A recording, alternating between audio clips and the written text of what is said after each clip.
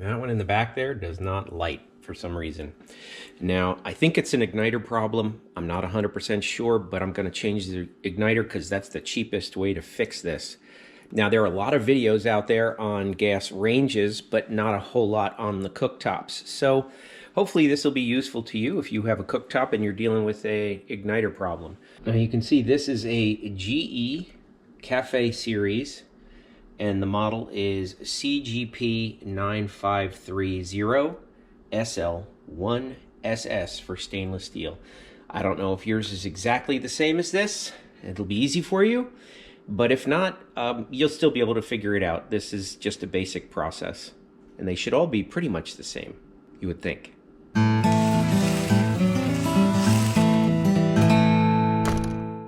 So the first thing that I am going to do is turn off the gas and unplug it. And that happens underneath here.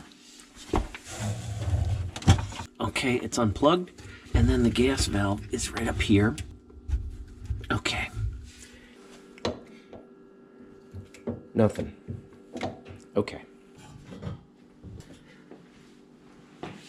So let's take a closer look at how this works. So this burner has a cover on top of it here, and then this orifice is where the gas gets blown up from down here. Gas and air get blown up into here, and it fills this cavity right here. And it comes out each one of these little slots, and when the igniter actually makes a spark, it lights the entire thing, and that's how it lights around the entire burner. Now, the first thing they tell you to check is to make sure that your gas can effectively get to the igniter. Now, mine has a slot in it, as you can see right here, but a lot of them have circles or little holes drilled into them. And those holes can get plugged with gunk, and that's why sometimes they don't work. But that is not the situation with mine. The other thing that I tried is, since the front one and the back one are identical, I swapped them just to see if that would help, and it didn't. So my next resort is to actually change the igniter. That's the only thing I can think of at this point, so that's what I'm going to do. So at this point, I'm just prepping. These knobs just pull straight up. Underneath each of these burners, there are 3 Torx screws. A Torx screw is like a star bit. It's got a star head on it, and you need a Torx screwdriver. And the size they are T10. That's what it's called. But that's an awful lot of screws, 15 screws. So I actually have a magnetic bit in my drill, and I have the Torx bit right in there, so this will go a lot faster.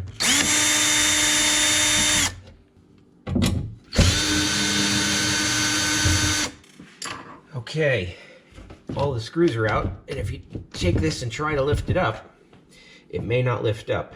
And the reason for that is that under these bumpers, there's 2 more little screws. Now those are a hex head. They are actually 1/4 inch, so I have a 1/4 inch socket on here. And that is just what I use to take these out. All right, now with all those screws removed, it should just lift straight up. Under here, this little light that shows when the gas is locked, there's a little light that clips on there. So this kind of slides off. You got to push it up and slide it off, and that's all that is needed for that. Of course, the lens seems to have popped out, so I have to find that. Now the top lifts right off. Now, before I got started down this journey, the first thing I did was take a picture of the label, which is underneath it. The label's right there, and that told me what the model number is. And from that, I Googled the model number and igniter, and I got to a parts diagram, and I figured out that the igniters are 2 assemblies. There's one for the right side, and there's one for the left side.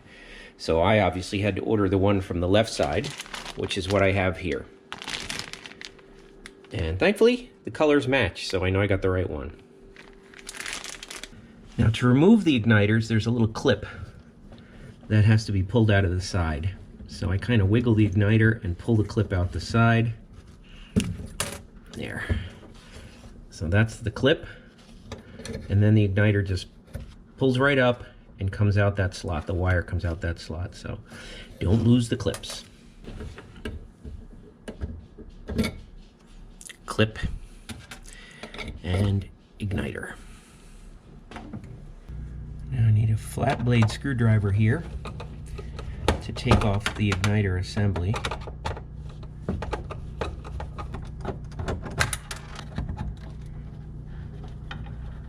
Okay, and now you can see where the wires get plugged in here. So I'm going to remove, the orange one is on top. I don't know that that matters, but I'm going to remove the orange, the yellow, and the green. And the green comes off of here as well.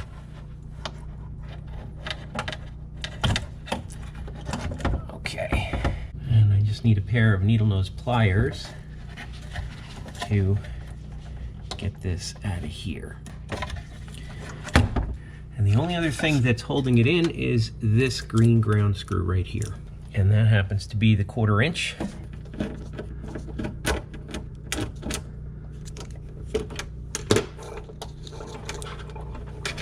Save the screw. And that's the old one taken out. And the new one is a direct replacement.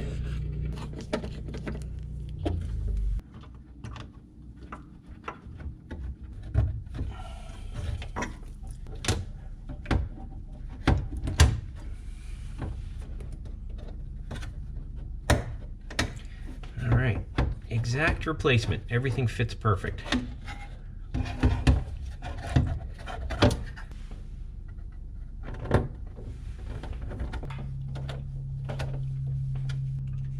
Okay, these look to be porcelain, so they have these protective rubber things on them for shipment, and that just fits right in there.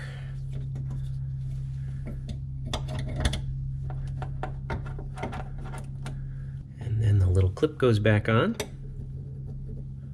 to hold it in place.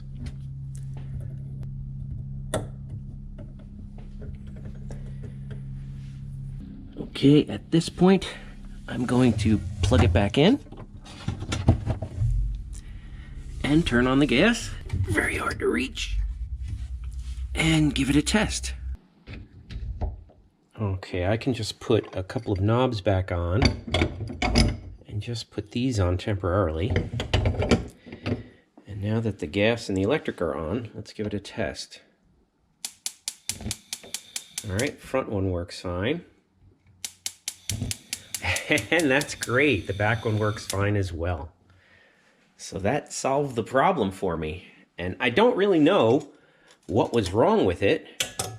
The old one doesn't appear to be cracked or anything like that. I don't know. It could be a wire problem. It could be something in the igniter itself. I have no idea.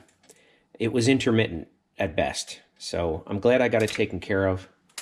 And hopefully you found this useful. All I'm going to do is put it back together in the reverse order that I took it apart.